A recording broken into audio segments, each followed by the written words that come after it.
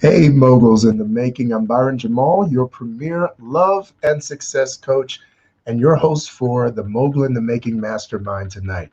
Our topic tonight is finance. I'm so excited that you are here and ready to get your bag right. So let's go.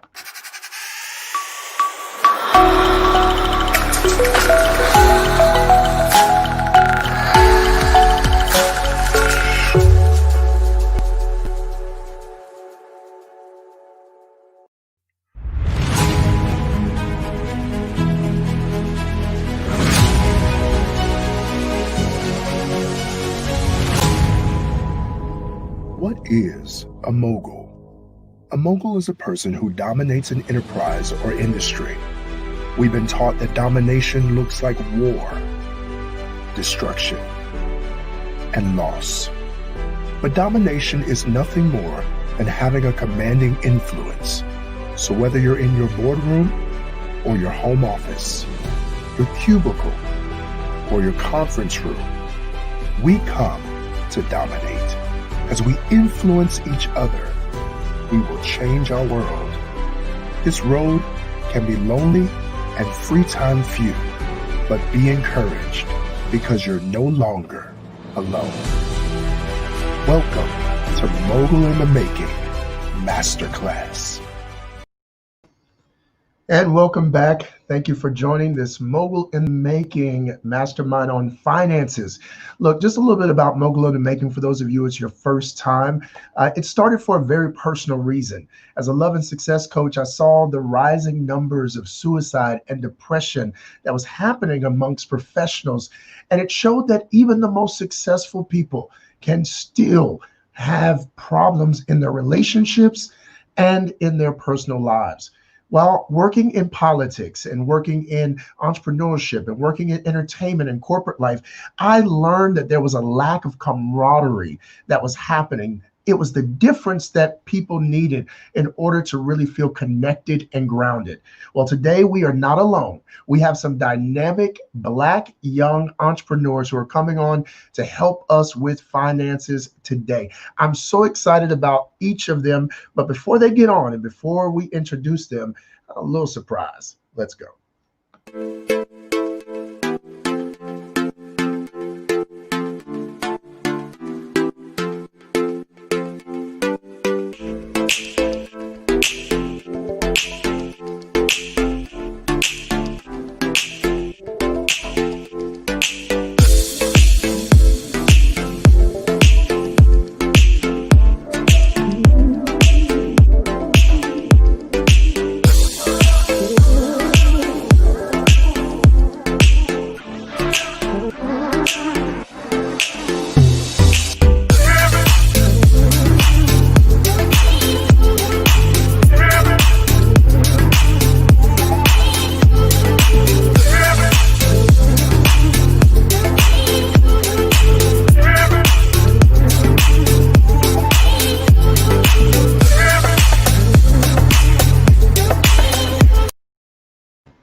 All right, as you can see, we have some dynamic personalities, some big personalities. I'm so excited to bring them on. Let's go ahead and get started.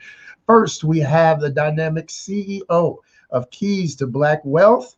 Thank you for coming on, Brandy. How are you today? I am doing pretty good. How are you? I'm great. Thank you for asking. We also have in my brother, the multi-business entrepreneur who's a chef, a singer, an event planner, a motivational speaker, and more. Come on in, Alan. How you doing today, brother? I am wonderful. How are you doing, man? So good to Great, see man. you. Thank you for being here today. And last but certainly not least, the dynamic brother with the big personality, Ladre Weathersby. We thank you for coming on, CEO of Better Life Institute. What's going How on? you doing, Ladre? I'm good, brother. How you doing, man? Great. Thank you all for choosing to come on today. I'm really excited about this conversation and how we're going to help some people. Look, we'll start in the order that you were brought on and just start with this first question as some of our viewers who are watching today get their questions ready. Let's go ahead and jump right in. Entrepreneurs and professionals have big dreams and major goals, but alone, dreams don't pay the bills and goals don't secure the bag. So how would you advise someone who is full of passion, but doesn't have a financial plan in place? Brandy, what would you say about that? I like that. First of all, you coming out dropping keys already. So just a quick little thing here, Keys to Black Wealth. What we do is when people drop a little nugget, sometimes when you go to like a poetry event where they snap their fingers, Yes. we shake our keys. So, yeah. That's trademark though. That's trademark. Oh, what we got?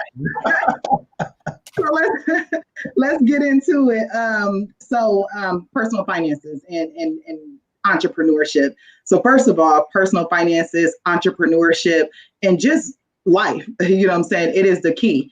I always say personal finances is the engine that makes things go. So it's just like driving a car, and if you don't have that engine inside your car, if that engine's not right, then the car is not going to be able to push forward. It's not going to be able to get you to your destination. So personal finances is critical.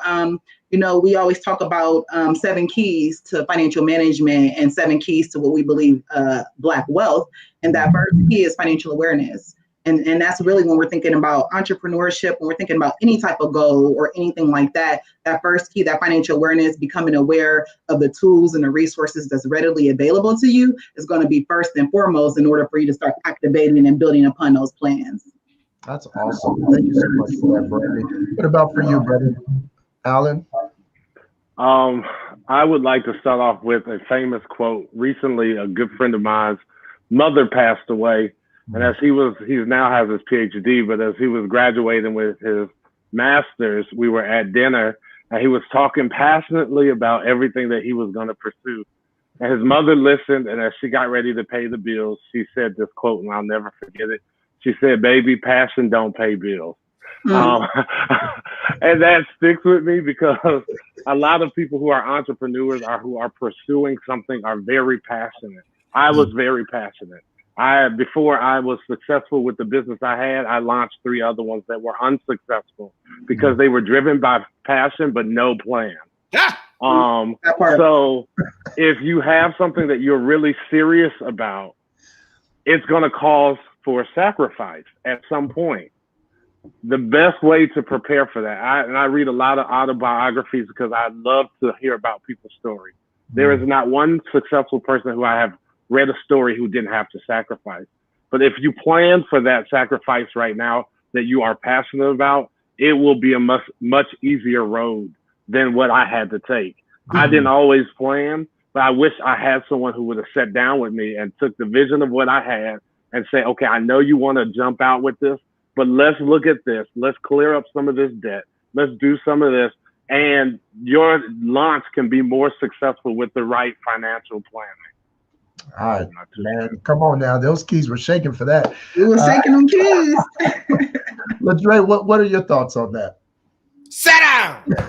Set your behind down somewhere, because most people forget that if you don't have a plan personally, you cannot have a plan professionally or business. That's good. Well, set your behind down somewhere and go learn. Yeah. Because the reason small businesses fail most of the time is not because the idea was bad. It's not because the pricing was necessarily bad, not because the target marketing was bad, not because the advertising was bad, but because you haven't grown to the person that can handle the business. You haven't grown to own the business that you want to start. So sit down. Sit down. You better sit down. You said have several seats. Sit down. And not just put a plan together, but like have a qualified person who has the receipts for what you want in the industry you want to show you what to do and how to do it. Because in our community, we love bragging on the fact that we did the hard way. Why? Right. Yeah. There is no honor in climbing up the side of a mountain when you could have walked or drove up. Exactly. Sit down. Sit down. I'm for that. Thank you for that, brother. Look, those were already. I can see where this is going to go. We've got the brilliant minds on today, so I'm excited about what questions are going to come in. But I have some that I want to make sure I get out of the way first. Brandy, I want to jump right in with you, and you are very uniquely, because it is dominated by men, a woman in finance. What does that mean to you to be a woman in finance? That's a loaded question. It's been quite the journey. It's so interesting. I went to Wittenberg University, was a history major, graduated and went directly into finance. So, go figure with that. But, and when I started, I started just like everybody else, you have this, it was a job for me, it's just opportunity, started in the hospital finance arena, and really got extremely passionate about finances because I kind of started to realize that finances and really financial preparation and being financially prepared is life or death. In most cases, it can be the difference between, saving your life and not saving your life, the difference between getting to work and not getting to work. So it's all of these different areas that finances is so critically important. But when I was working at the hospital at that time, what I saw was many women who had catastrophic illnesses. They didn't have their finances in order. I saw a lot of situations where if the husband got sick and passed, a lot of the women didn't have any knowledge about how their financial household was ran, and then even on the career side of it, I think there's about 11% of women at the executive level who's currently in finance at the executive level. And then when you think about like the VC and the venture capitalists and that side of the financial fence, is only 6%. In women in that area. So being an executive level financial profession, for me, number one, I know that, there is somebody who's looking behind me. There are some young kids, some young girl, some young woman who's looking and say, hey, I want to tap into that industry. Can it be done? And we always say the best way to believe that you can be something is to see someone who's already doing it, who is just like you. Powerful. Thank you for that. Yeah, that's really good. Yeah, I have the opportunity to pave the way to knock down some barriers to access. And that's really what it is, barrier to access. But then also on the other side of that coin is, women and them actually planning in their household, being an active role as far as financial planning and financial management in their household. And that's critically important because when you think about household, and I know you know this, when you think about marriage and partnership, it's a partnership. And oftentimes people forget about the business side of that partnership. And with business side comes the financial piece. And the partnership is only going to be as strong, as the strongest person in that household. That's why it's critically important for both individuals to have a hand in the financial management piece because it is a partnership. So, I get to inspire, I get to lead, I get to knock down some barriers from like the women in the household side, but then just women in leadership and saying that this is an attainable industry. We can tap into it and it's no longer the good old boys club, we tapping in, but I do love it. I love and respect the industry. It's serious business. We manage people's lives. We manage people's, personal finances, which gives them choices and options and flexibility. And when you start pulling back those layers, choices, options, and flexibility, that's financial freedom. That's when you're tapping into financial freedom. So, it's huge. And it's definitely been an honor to be in this space. And I take it very serious. I absolutely love what I do, super passionate about it. And, just super excited to continue to grow. I'm here to stay. I've been here for 15 years. And, hopefully I can, ride this wave and continue to work and knock down barriers. All right. Your presence. We need it. It's so essential. And thank you because, Alan, for you working with women in the various fields that you work in, have you seen this proof of Brandy Avery and the necessity of it to have more women on that level? Oh, let me tell you, this is the season of the woman. And I am a man who celebrates and I am not intimidated by a powerful, successful woman. Maybe about 2 years ago, I did I have these retreats I do, and I originally started for men, but I introduced women because there was such a strong interest for women.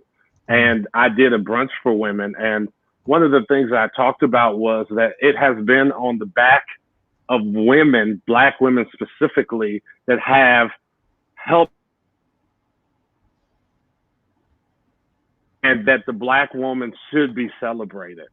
So my company is called Two Guys in the Kitchen, but the success where we really launched and we saw the greatest increase didn't come until I hired 2 women. My operations manager is a woman.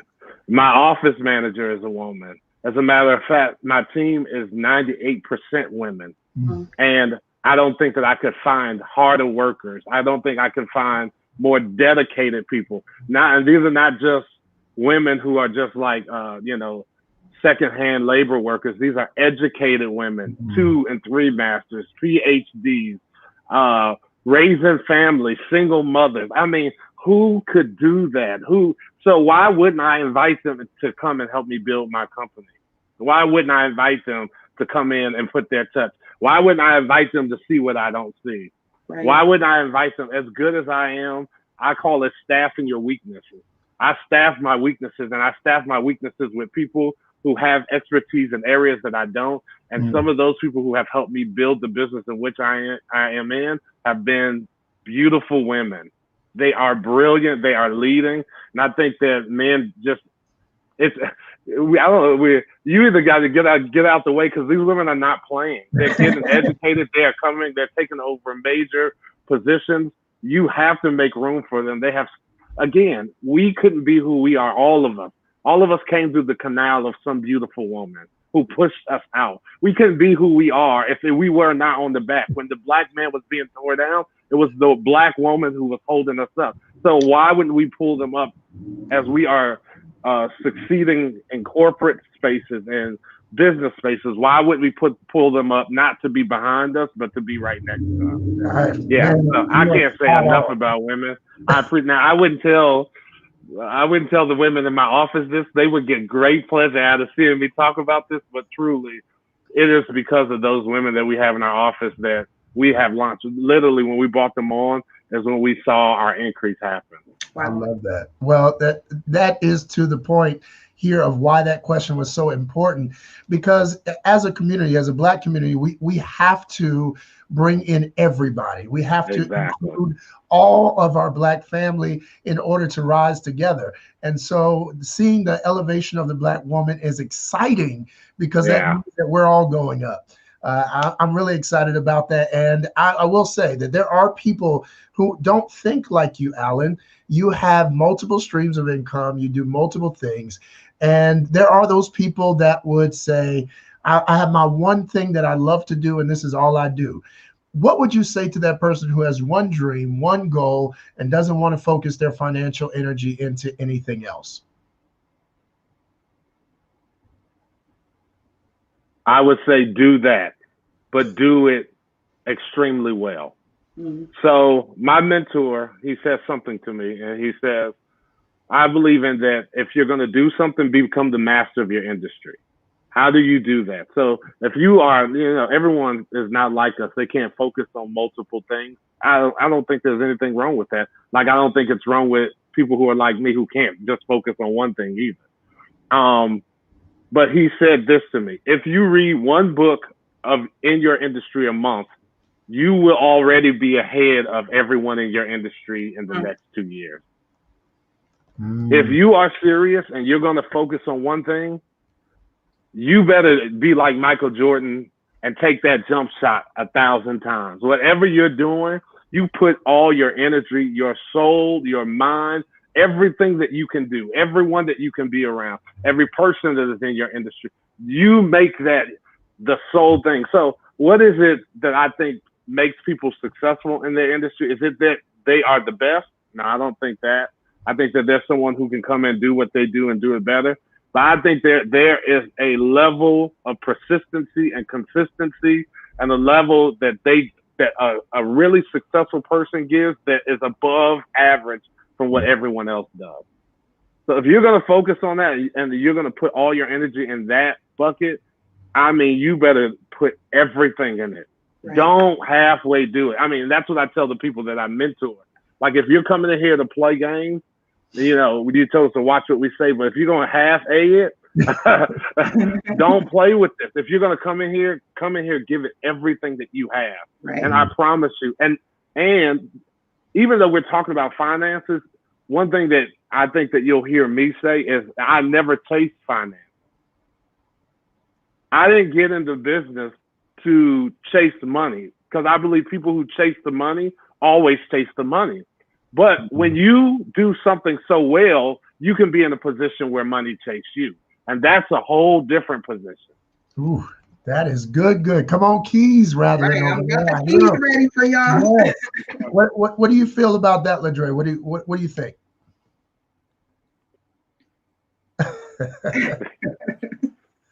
So maybe you don't want to be a mogul. So In my coaching, I teach that there are different phases of being a person who does business. And it's okay not to want to be an Oprah Winfrey, a Warren Buffett. It's okay. But I don't think it's okay to leave money on the table. I believe, it's just y'all, this is just me, y'all pray for me. I believe that there are income streams, income reservoirs, income rivers. And the challenge with the stream, living here in the South, you know, you can walk across the street and see a little stream. I'm sorry, you see a creek, and you put two creeks together, you get a stream. You put 2, 3, 4 streams together, you get a little river. You put 2, 3, 4 rivers together, and you come up with the reservoir. What happens when you chose not to build beyond the one thing and it crashes? I know many people on March the 10th were great, but on March the 17th, they were done. And if you choose to only do one income stream, then please don't say a damn word when your money get funny and your change becomes strange, because it's your fault as a grown person to look ahead to the future. What if your one thing was taking Kodak pictures? You were dead 30 years ago. What if your one thing was vinyl records? You were dead 60 years ago. And so I do want you to be the very best at what you do, but at the same time, don't leave money on the table. A.G. Gaston, his biography talks about how he built a vertical business.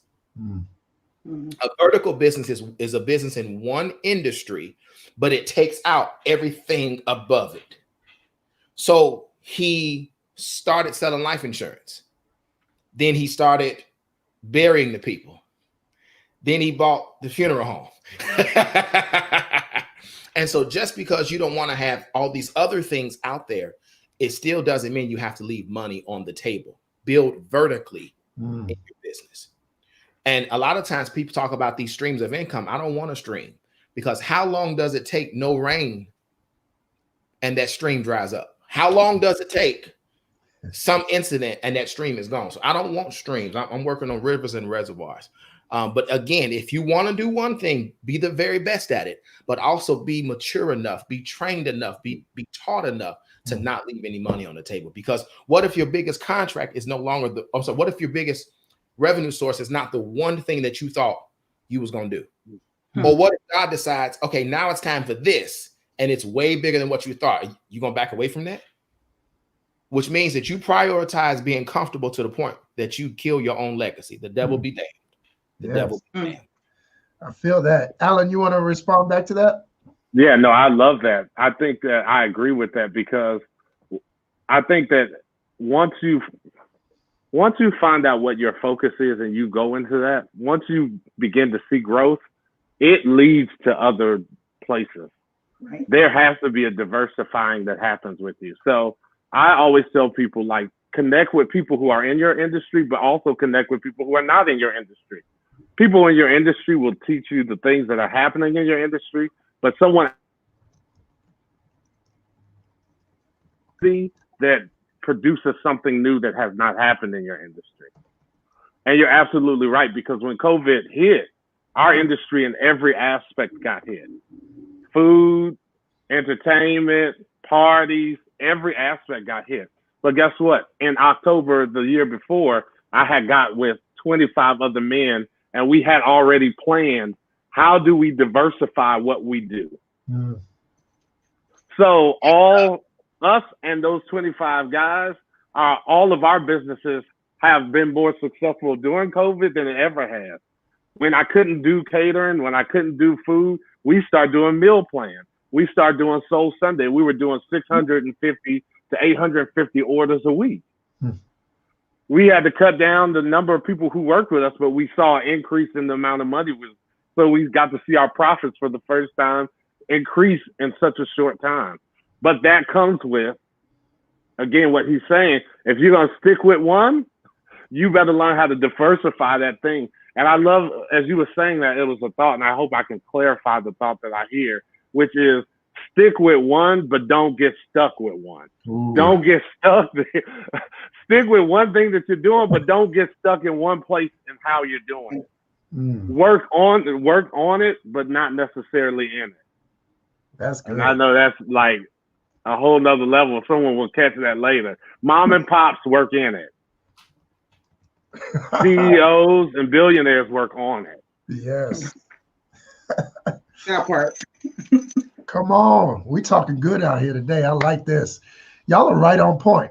And part of that, the ability to access new things and have new things, part of that is what you have when it comes to your credit. And Ladre knows that very well because this is the work that he does.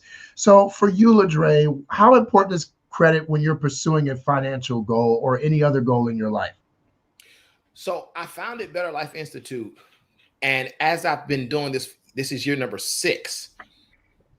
I finally have the clarity that you better not separate credit from cash flow. If you separate credit from cash flow, you're probably going to be in trouble later. Why? Because there comes a time, if you are really building a business, if you are the best at what you do, if you are not going to leave any money on the table, there comes a time where an opportunity arises. Come on, Richest Man in Babylon. And it's time for you to jump on it. I love that book. That's my favorite book. Great book. Yes, I got it right there. Right. Yes. All right, Mogul. Yeah. Come on, let's go, brother. Come on with it. If y'all knew how much I'm trying to stay right here. Yeah. No. But if you only knew how much you shoot yourself in the foot, the old folks would say, don't wipe your nose and smite your face, whatever that thing was. You cripple yourself when you are only focused on cash flow. Because what happens when your business is growing to the point that you have to upgrade your physical facility. You have to come out of your home office. You have to hire somebody. And anybody with employees knows you can't always pay them on cash. And so, again, as I said earlier, you have to develop it personally because the principles are parallel. So if your personal credit is what's on toilet paper, because you chose not to use that word. Hey, I say stuff in church, and 5 minutes later, it hit them side the back of the head. Everybody go laugh. I was off that comment already. But if your personal stuff is trash, then you can't build on the business side. But imagine that opportunity happened, and there are pay-to-play opportunities that will take you from the penny pinching, pole mouth, poo butts, who keep your business operating at a 0.001% profit margin. The devil be damned. So you have to have this credit stuff together.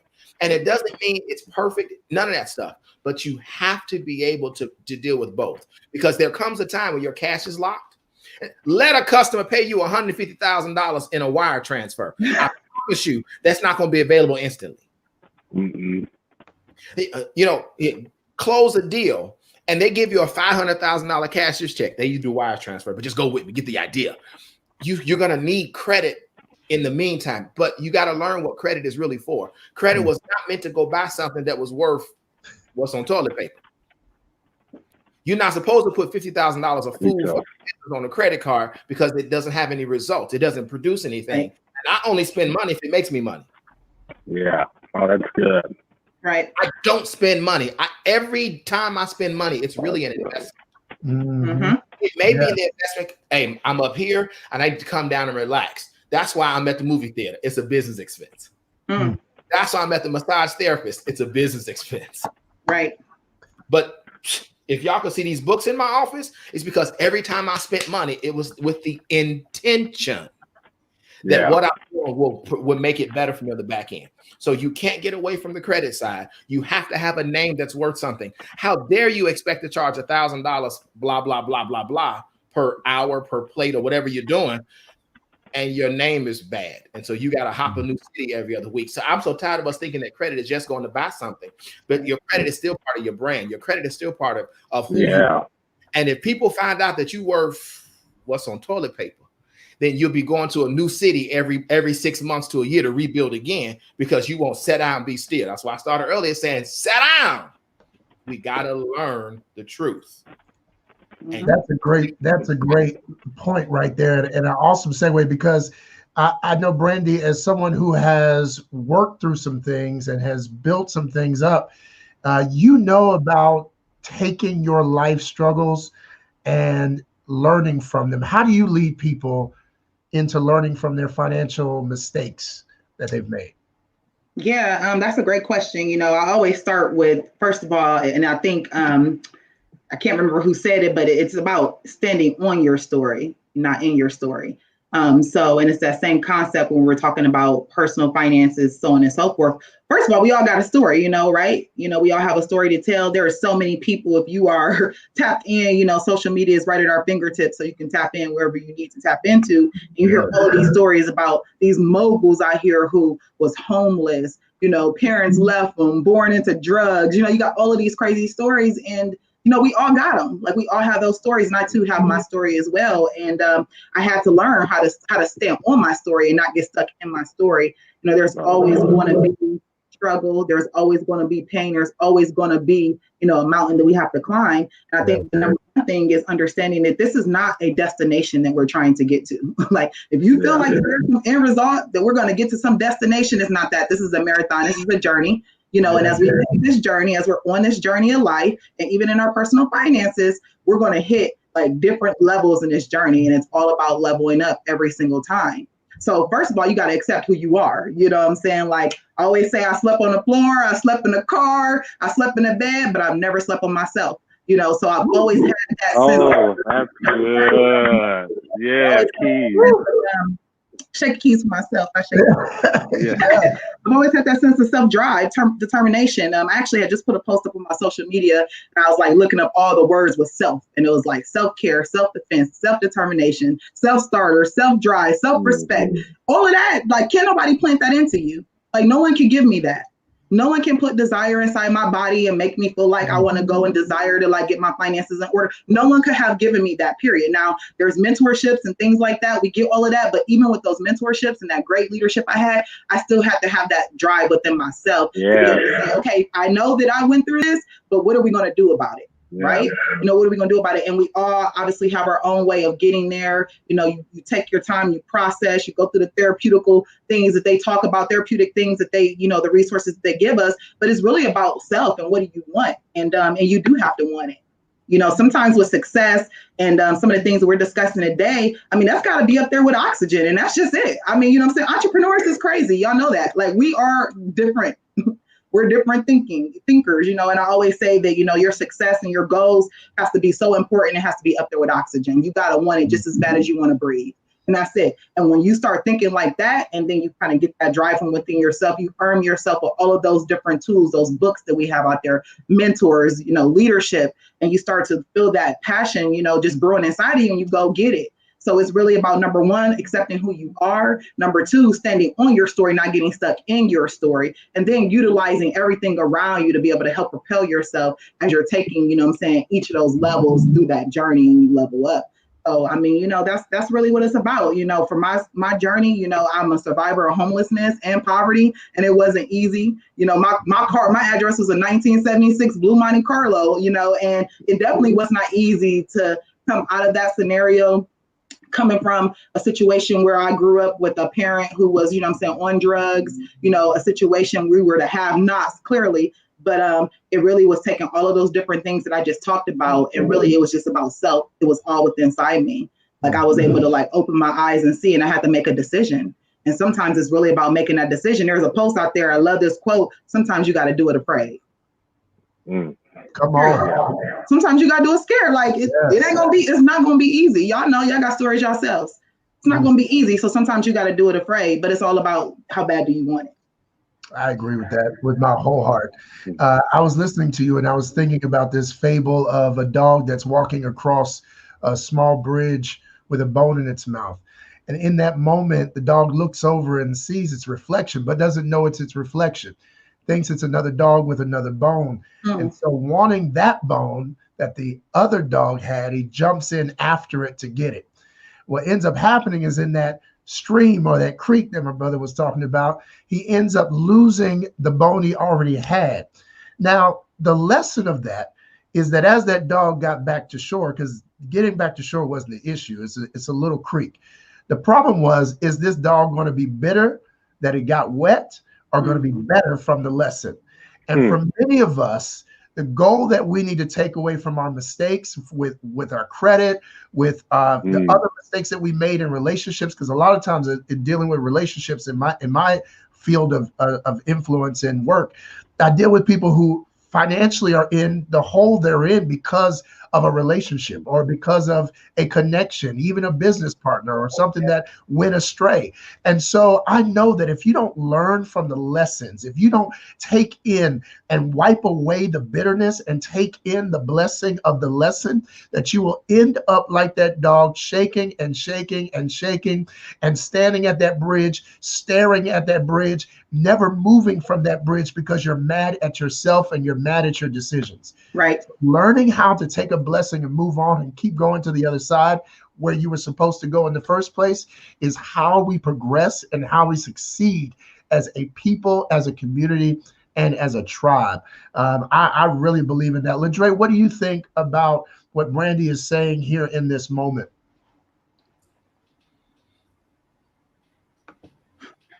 That's what I think. I was gonna throw the keys at you. Just throw them at you. Because I love the fact that in so many words, she said, I'm not special. The difference is I'm not bitter about what happened. I learned from it. I've grown from it, and I use it to help other people. And then I'm laughing at you because I was like, did you open that up? Because Better Life Institute says the foundation of the better life is cash flow and credit. So somebody told me the other day, and I almost wanted to choke them. Y'all, please pray my strength in the Lord. Like, pray for me for real. I believe in a hands-on learning experience. I'm missing. But somebody's like, all you do is work. So who said that? And the idea was because I don't post pictures of parties and hanging out, all this other kind of stuff on social media, because it ain't none of their business. That's the problem. It ain't none of their business. But she's like, oh, you can't be, you work too much. No, I don't. It ain't everybody's business. And there are some parts of your story that you can share, but there are other parts of your story that you shouldn't share in the general moment, So I'm just having a ball with all y'all because, I'm trying to still be nice over here. I take off and just cut the whole fool. Like, I just turned 40, y'all, and the spirit of Dick Gregory is just so strong in my life. Yes, I've been filled with the Holy Ghost. Yes, I've also been filled with the Petty Ghost, and now I got the spirit of Dick Gregory too. Y'all, please pray my strengths in the Lord. Now I'm knocking on 40. I'm on deck, so I'm already feeling some kind of way. Like I'm feeling real bossy right now. No, Brandy, this was at 30. This started at 30. Yeah. Oh, me too. Yeah, I think I'm right in there. I'm right on that lane. Yeah. Right there. Yes. And I'm just kind of like if Reverend Pastor hadn't have told us to be a little nicer, that's why I've been muting myself. Because that Dick Gregory, Dick Gregory, he would just tell you, and one of his favorite words was a letter. Mm-hmm.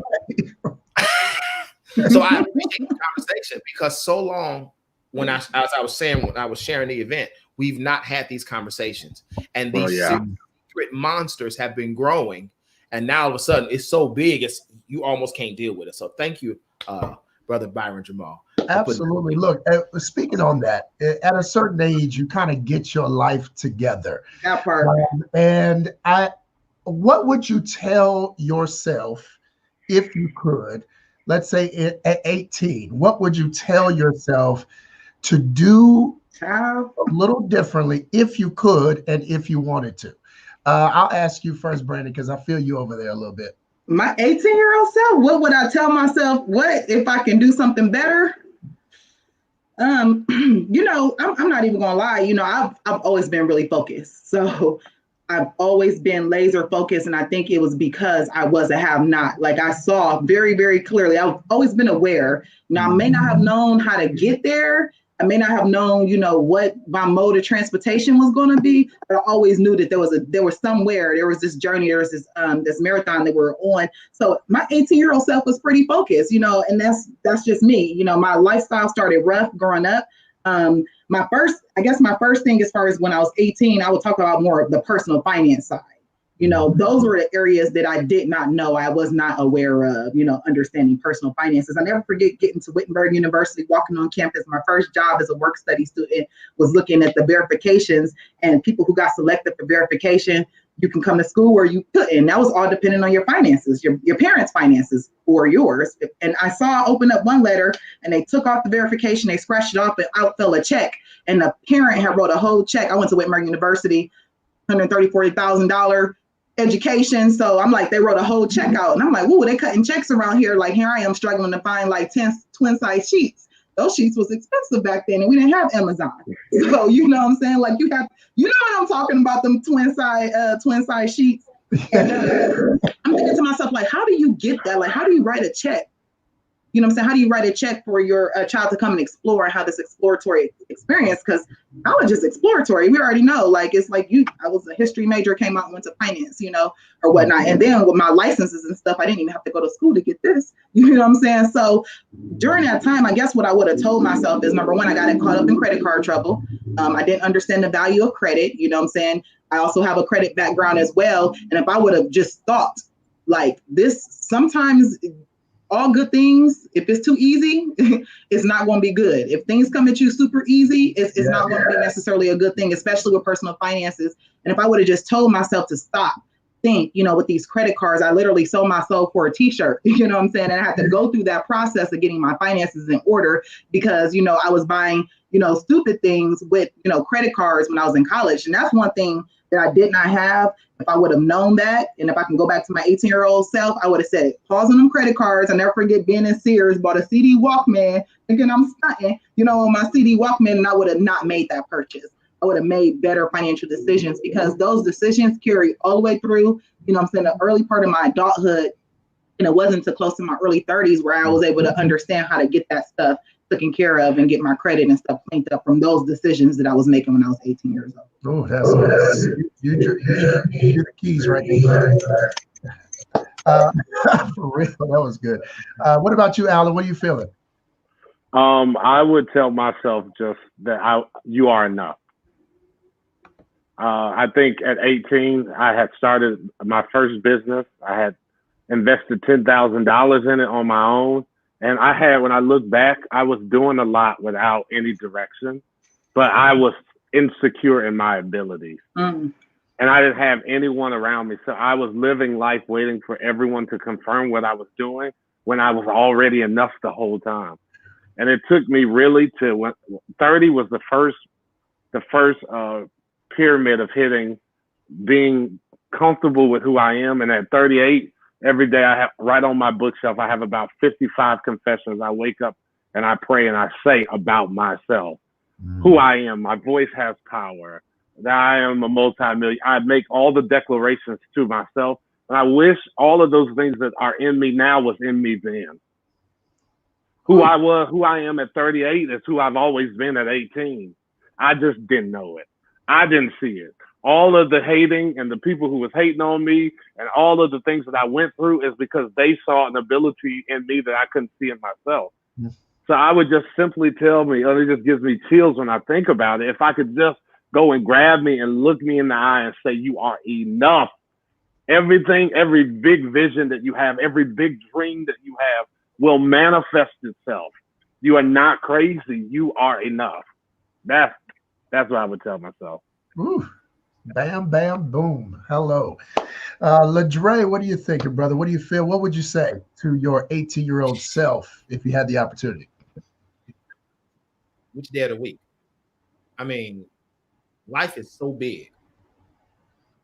And so on one hand, I would say learn to focus or be intentional. No, so I'm going to go back with intentional because that's my word for probably the day after I die. So be intentional. But on one hand, that means be intentional with what's in front of you, but also be intentional because there's a whole world around you. I talk about it in the book that I co-authored, 20 Beautiful Men. If you put together all of the money in the 50, 55 households on my street in the late 80s and to the 90s, when I left, you couldn't have come up with $1 million. Now, for people who miss that math, if you divide $1 million by 50, it comes out to be $20,000 a year. We're not talking about $100,000 a year for all 50 families. The average income was not $20,000 a year. So I had to become intentional to find examples that were better than what I saw. No matter where you are in life, there is an example. There is an access point. You're mad because you want way up there. You want to get to Z, but you haven't even stepped to B yet. So be intentional on the local level, what's around you, but don't be so stuck on the one tree, as the old folks would say, that you missed the forest.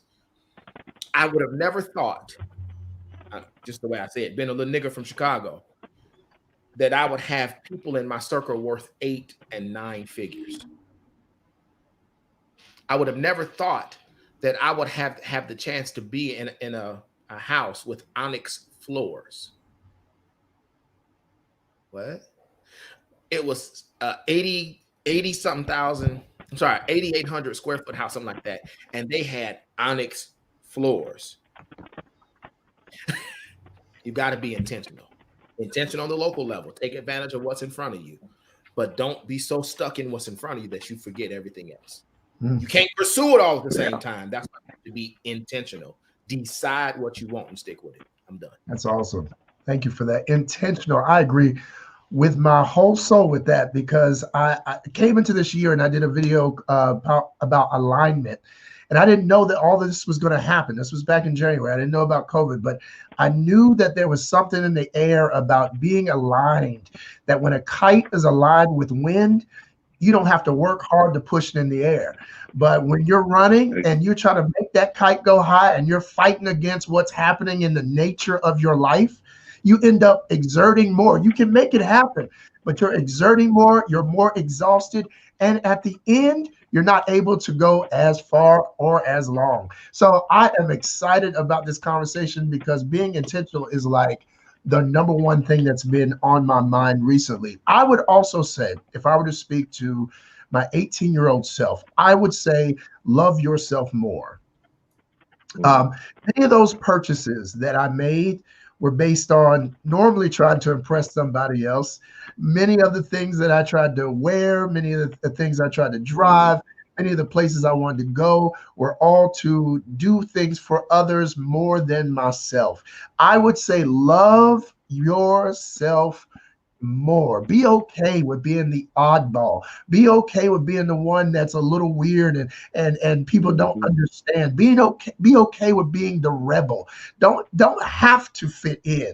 If you fit in, okay, but don't have to fit in. Fit in with your purpose. Fit in with your destiny. Fit in with your higher calling. Fit in with your power, but don't have to fit in with people. They will come to you if you are in your own space of true self-love. So that's what I would say to myself, because I know that finances would align. I know the relationships would align. I know those 8 and 7 6-figure income earners would align. I know that the credit would be right if there was more self-love. So in the work that I do, honestly, there's so many people who are, their relationships look like their finances.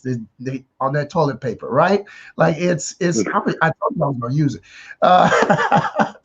There's so many people who are in the same situation. They're going on bad dates, spending money after money after money on more drinks and more dates and more movies with people they're not even interested in, just throwing money at the wall. And I see that, but it's because of self-love. So my 18-year-old self would get a stern conversation about loving himself some more. As we're wrapping up and taking some of these questions from those who are watching, we've been getting some great feedback. I just got to thank everybody who's been watching and who's been tuning in today. This has been a great talk, and I'm excited about what we're going to do. I just want to take a special moment and highlight some of our amazing people that are in our Mogul in the Making family. So while I'm doing that, take a quick coffee break and get ready. We'll be right back in a second.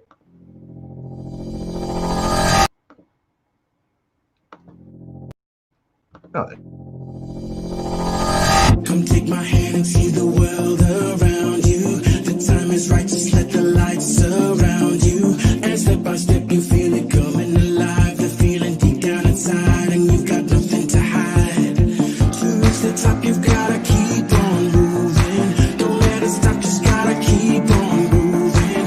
I know you're doing your best, you're stepping up from the rest. Just keep on passing the test, and then you gotta come higher.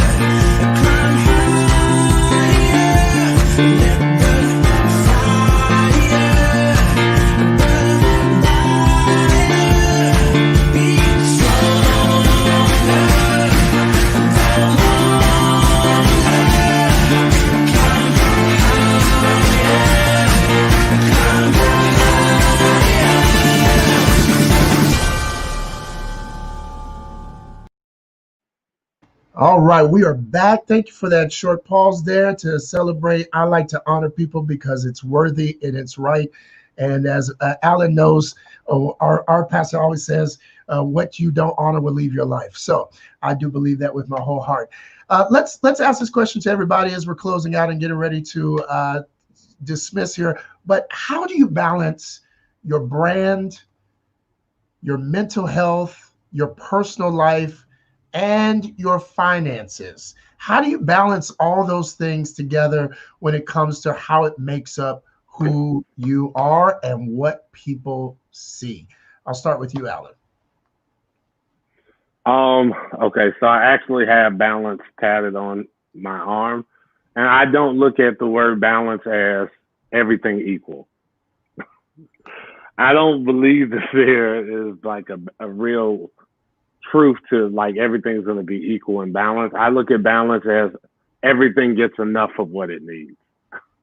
That's my own definition, given making sure that whatever I need, all the things I have to balance are that I'm managing in my life, that it gets enough of what it needs.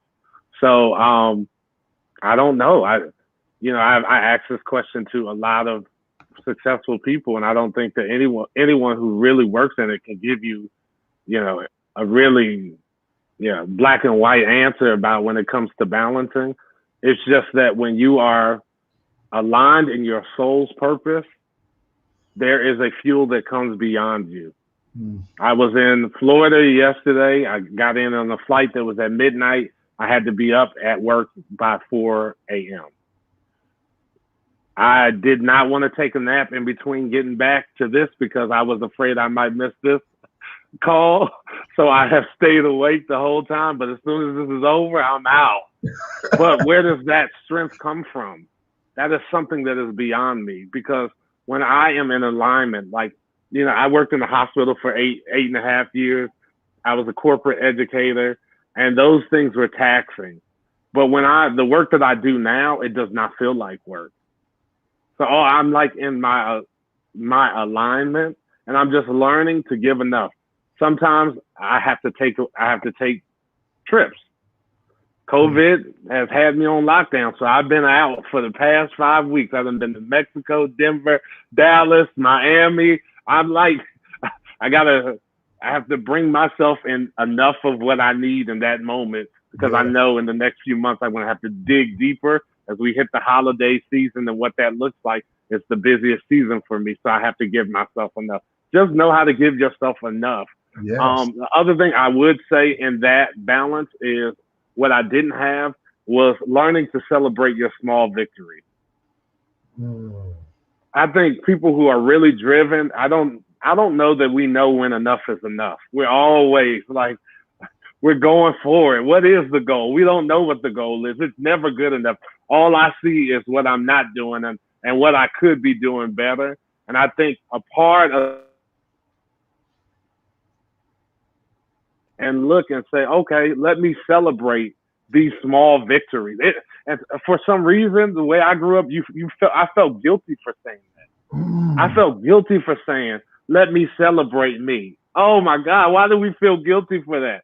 Because then that put me in the real balance of what I need, because then I'm not driven as a workhorse towards something and not knowing what I'm going towards, and really stepping back and being able to be grateful to see that God has already blessed me with everything I have been asking him for.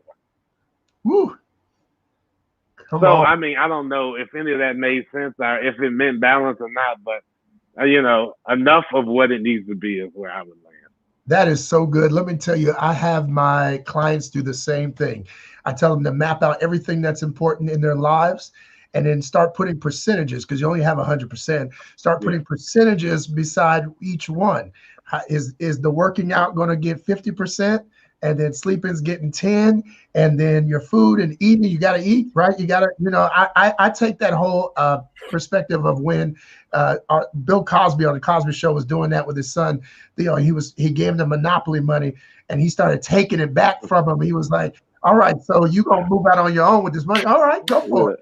But okay, so you're going to have a car, right? All right. You want some nice clothes. All right. And you have a girlfriend? Oh, yeah, let me take the rest of that. It's that's the reality. Like there's only so much. And this conversation about finance, I think this is why that point is so key, because there is only so much. What you have at that moment is what you have. Even if you have credit, you only still have so much. So you have to know how to use every bit you have wisely, find the balance in it, and make the best decisions with what you got. What about you, LaDre? What do you think? What would you say? I am so glad that I was exposed to network marketing because we say if you're going to be part-time, be 100% part-time. So no matter what this specific area needs, focus on that in the time that it needs it. Yeah. Because sometimes we get so caught up in multitasking because it's a badge of honor because we were busy, but we ain't productive. I'm not going there. I'm not going there. Yeah. I'm not going there. But sometimes we're so busy that we're not productive because in the time to eat, you're still trying to wash dishes, create a business plan. You're trying to put the baby to sleep. You can't do all of that at one time. Now, the other thing I would say outside of be 100% in the time, in the resources that you're giving it, don't be so rigid in your plan that you forget that life still calls the shots. One of my 7-figure wealth mentors, he always says this, and I was like, you crazy. He said, you can say all day long that I'm going to work. You can say all day long, I'm going to dinner to my wife. Break your leg. And all of a sudden, those priorities are no longer the priority because life has said something else. And don't be ashamed when life says something else. There comes a time where life says, sit down, put the phone up, play a video game. Yeah. Now, I may only get 8 minutes to do that, but I'm 100% involved in my 8 minutes. So you're going to see me down there cussing the game out. I'm like, nigga, hit me again. Right. I only had 8 minutes. Like that was 2 Street Fighter battles and I'm done. But I gave myself the time and I was so into that time. In that 8 minutes, I was not thinking about a client. In that 8 minutes, I was not thinking about a content video. In that 8 minutes, I was not thinking about somebody who says, oh, your class is a year and it's $10,000. Yep. You can pay it once. It's nothing to me.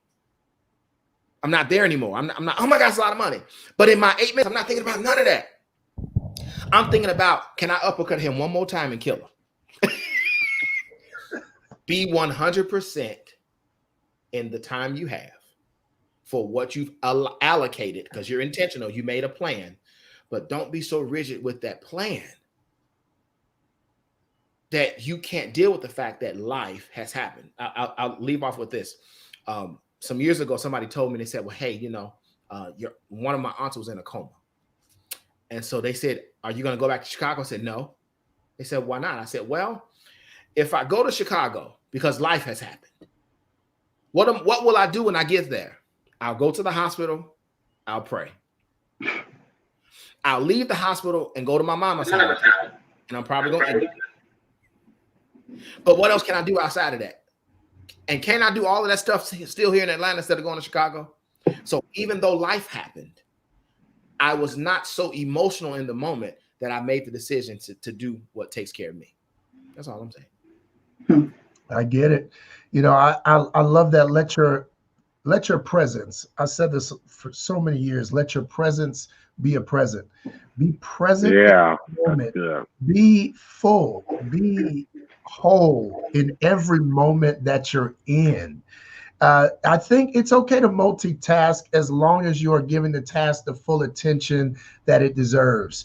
And remember what it deserves, because some tasks don't require much, but other things do. If you got your kids, they deserve 100%. But if you have just an associate that you're trying to work on something while you're talking to them, you might be able to give them the 50 and then give the project the other 50 in that short amount of time. But you got to prioritize what gets 100 when I'm present with them, and what gets less than if I decide to give that and multitask. What about you, Brandy? What are you thinking? Yeah, so I think it's not really balancing. It's not, you're not going to balance it. So stop trying to do that. It's about prioritization. That's really what it is. I'll tell you what book that I read. I believe I read this in 2018 and changed my whole entire life. Oh my God, The 4 Hour Work Week. If whoever's listening, write this down, throw it in the chat. Tim Ferriss, I believe, the author of The 4 Hour Work Week, that changed my whole life. It just relieved me of so much pressure and stress. And he talks about in this book, like most people, they wake up in the morning, right? And he talked about it from a standpoint of answering their emails. And then you answer your email from the top to the bottom, right? You know what I'm saying? Or bottom to the top, and you just go through them all the way, you know, and answer all of these emails, spending hours on hours and answering those emails. Well, guess what? Some of those emails wasn't important. Some of those emails did not need your time right now. Some of those emails could wait to tomorrow, next week, or whatever the situation may be. And he talks about really prioritizing your time and how much time and when you're giving time to certain things. And after I read that book, it kind of changed my life, because like everything's not a sense of urgency. Everything doesn't happen today. It doesn't have to happen today. So I'm like that. Like right now, I mean, it's all about prioritization. You know what I'm saying? Like if it's the bag, if it's the money calling, that's going to get boosted up to the top. You know what I mean? If some individuals gonna get pushed down in that text message thread, y'all know how it is. Like, did you get my, yeah, I got it, but you know, you about 7 days, you know what I'm saying, priority now, and you gotta be okay with that. As an entrepreneur, we all know how it is. Things get crazy, you know what I mean? Like you gotta stay persistent on individuals, but everything doesn't get my time immediately.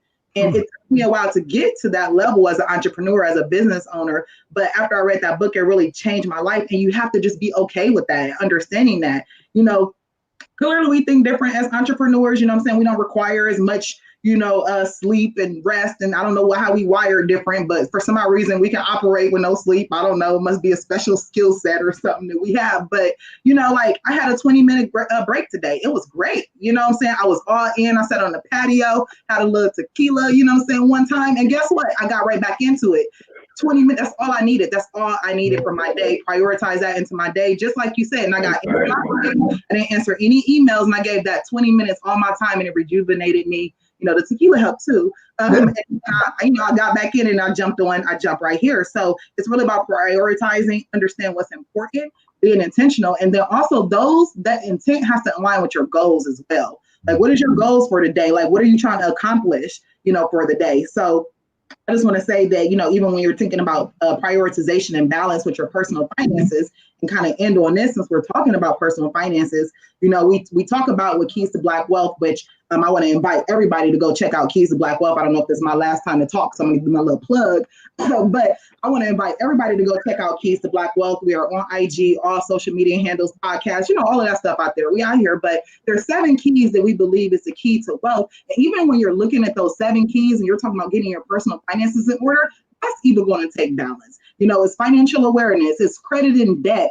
We're talking about ownership, income, investment, policy and law, and financial awareness. And when you look at those 7 keys, all of those are not going to just be equal across the board. So even when you're thinking about your personal finances, your credit might be cool one time, but your cash flow might be off. Or sometimes using credit and cash flow, they got to operate on a more balanced standpoint. You might have your debt upside down. It just all depends on your personal financial goals. If you're out and you're utilizing your credit, then guess what? Your credit score is going to be a little lower because you're utilizing your credit, but that's intent. That's intentional. So you already know what the outcome results of that is. So it's not really about balance. We're not really checking for balance. It's more about prioritization. And I do recommend everyone go check out that book, especially if you're an entrepreneur, if you have multiple tasks that you manage every day. 4-Hour Work Week. Tim Ferriss, that book is the bomb. And definitely go check out Keys to Black Wealth. That's 7 keys to generational wealth, because that'll blow your mind right there. It's got all of the keys in there. Go check it out. It's on our website, keysblackwealth.com. Love it. Thank you. That was good. This has been really like, wow. Y'all each have made so many comments and so many key nuggets that are leaving me speechless even now. Normally I'm not like that, for those of you who know me. I really am excited about this. The feedback that we've gotten from this has been outstanding. And each of you has offered a thought and perspective that is so unique and dynamic. I know this was aligned, my word for the year. Look, let me end on this. I'm going to let each of you go ahead and drop your IGs and all of that now, and then I'll give some closing words. So go ahead, Brandy. You started. You need some more? I need some more. Okay. I need my time. I'm gonna reclaim my time. So, first of all, thank you so much for having me on today. My co-panelists as well. This has been an amazing conversation. So I love synergy, Wakanda forever. You know, we all here. Love good synergy. Brandy N Avery. You can see on the lower third my IG floating around there. Come connect with me with Keys to Black Wealth. I've been in the financial service industry for 15 years now. I specialize in credit and life insurance as well. Maybe we could connect on some things and, network. I love to stay connected with the panelists. But check me out, Keys to Black Wealth co-founder. We are on IG and all social media outlets. And we also have a phenomenal Keys to Black Wealth Summit coming up. We throw the best events in the whole entire world. Ask anybody, they will tell you they are amazing. Everybody's invited on the panel as well. We'd love to have you out. We will be in Atlanta, Georgia. We throw international events. This is going to be live stream broadcast from Studio House Atlanta. Shout out to Studio House Atlanta partners. And we will be streaming globally. So that's going to be October 17th and 18th. And all of the information is out there on Keys to Black Wealth. That's Keys to T-O Black Wealth. And go check us out on IG, social media, all that good stuff. Awesome. Alan. Yo, first of all, this has been amazing. I'm so humbled. You've been dropping keys. But I run an event planning and catering business. We're in 6 cities. We're in Charlotte, Atlanta, Nashville, and the Triangle area. I also have a networking group called the Ladies and Gentlemen. And we do annual retreats. We were unable to do it this year, but we're planning for next year. And we bring together entrepreneurs, business and community leaders, and we are building a Black ecosystem. So we are taking the movers and shakers. This is not for the people who just want to get to the top of your industry. These are the people who want to take over the industry. And we talk about simple things like centering your soul so that when you get to the pinnacle of your success, you don't fall off and die.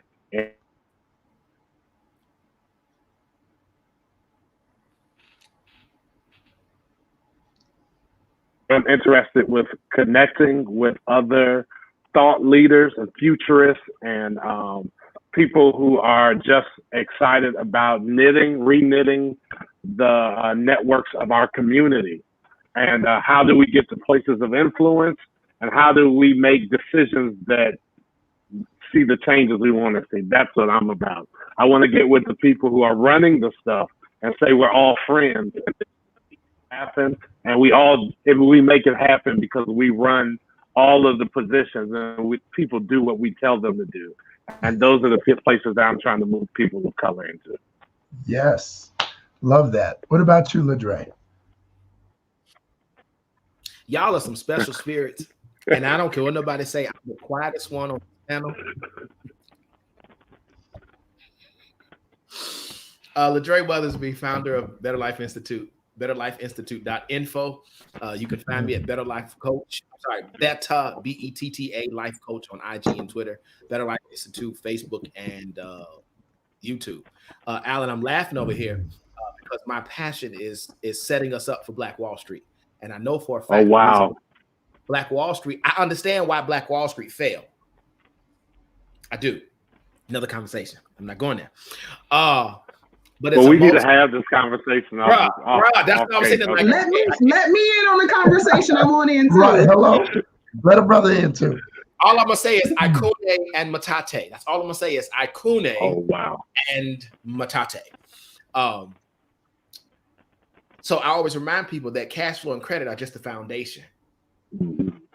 Because when your money is right, you can eat better so you don't get sick. When your money is right, you can live better so you don't have fear. When your money is right, you marry the right one so you're not making $250K a year and they at $10 an hour. The devil would be damned and the devil is a whole liar.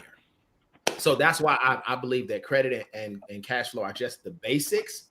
But I tell people, you'll soon find out and agree that when life seems to be pretty good, the better life is always best. I'm always down with the movers and the shakers. And all of my course content is online. I still want a facility. I still want Better Life Institute, the building. But COVID has pushed the plans to go virtual first. So we're building, we're making moves. So we will all connect And Brandy, in October, I need there to be a breakout room for the Atlanta people. So you can go get the hotel. We can still be in the ballroom, and it could be 8 people it could be 6 people at a 8-person table, or 6 people at a 10-person table. Because I tell you, I'm itching to get out this dadgummit house. I am so tired of my house. I'm tired of cooking. Are you in Atlanta? Of course I am. Oh, what about you, Alan? I'm in Charlotte. I'm only hopping a skip away. You can hop in the car or a plane. Come on, too. No, plane, We need, and Byron, I know you're in Atlanta, so we need all 3 of y'all there. Alan is in Charlanta. That's where he's at. Charlanta. Yes, and then you guys heard there is no COVID-19 in Atlanta, so we good. Clearly. No, not at all. But that's all. Not at all. Well, thank you all. You all really have made this what it is today, and it's been dynamic, life-changing for many people who have been watching. Thank you so much, and thank you all for tuning in, asking questions, sharing in this moment of community growth. If you haven't already, make sure you tell a friend about Mogul in the Making and what we're doing to change lives, the lives of those who want a better life. Like Brandy said, don't get stuck on your story. Do it afraid. And Alan said, this is the season of the woman. So you better act right and do right. Stick with the one, but don't get stuck in the one. I like that, Alan. And Ladre was telling us, don't leave any money on the table. It's all a business expense if you're doing it for the right reason. Here's to living our best lives and being moguls in the making. I'm Byron Jamal, a love and success coach. You can find me at byronjamal.com, helping ordinary people find extraordinary love in their everyday lives. Here's to a better life and a better day. Thank you, Brandy, Alan, and Ladre. You all have a beautiful day, and I look forward to seeing you in Atlanta. Keys to Black Wealth. We're repping it hard. Y'all be blessed, and feel free to join. I can't wait to see y'all. Talk soon. Peace and blessings.